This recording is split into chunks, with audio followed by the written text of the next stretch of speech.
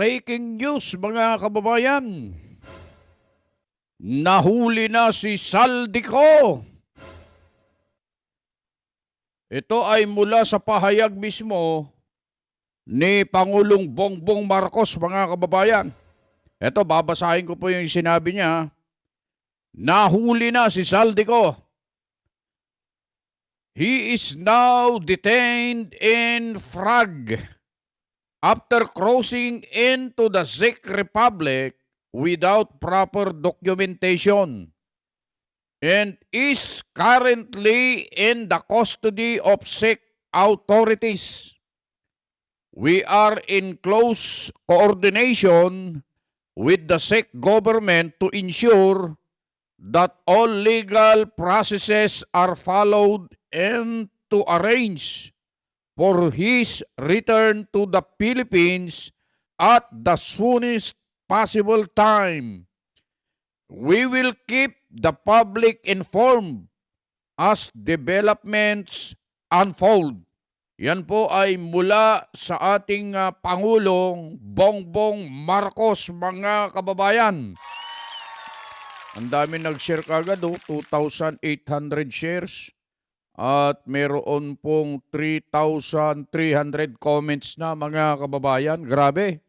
Sa wakas ay nahuli na po si Saldico mga kababayan. Dapat lang naman. Pero sana ay makauwi pa. Makauwi ng buhay ito. Kasi sa dinami-dami ba naman niyang pasabog nitong mga nakakaraang buwan, tungkol dito sa anomalya sa flood control, baka kung ano pong mangyari sa kanya mga kababayan. Dapat bantayan nilang mabuti ito kung talagang nasa kustodiya po ng Czech Republic government. Bantayan nilang mabuti ito para nang sa ganun ay makauwi ng buhay at makaharap sa Senado at maimbestigahang mabuti ito mga kababayan. Marami pa po tayong malalaman kay Saldico mga kababayan.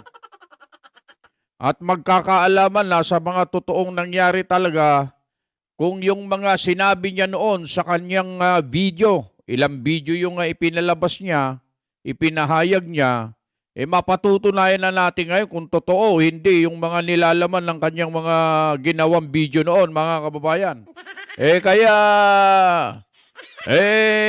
Tinan natin, tayo po mga kababayan, lalong-lalo na may mga kababayan tayo dyan sa Czech Republic. Tingnan niyo po.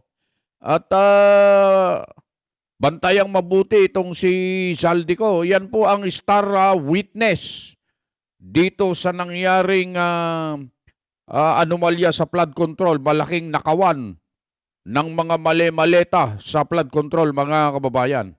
Sana ay yun nga, makauwi ng mapayapa nang sa ganun ay sumailalim sa investigasyon sa lahat ng ahensya na nag-iimbestiga at yung totoong naghahanap talaga ng katarungan ipwera na natin yung mga ayaw mag-imbestiga na nagtatakip ng mga katiwalian, sana wag na lang po.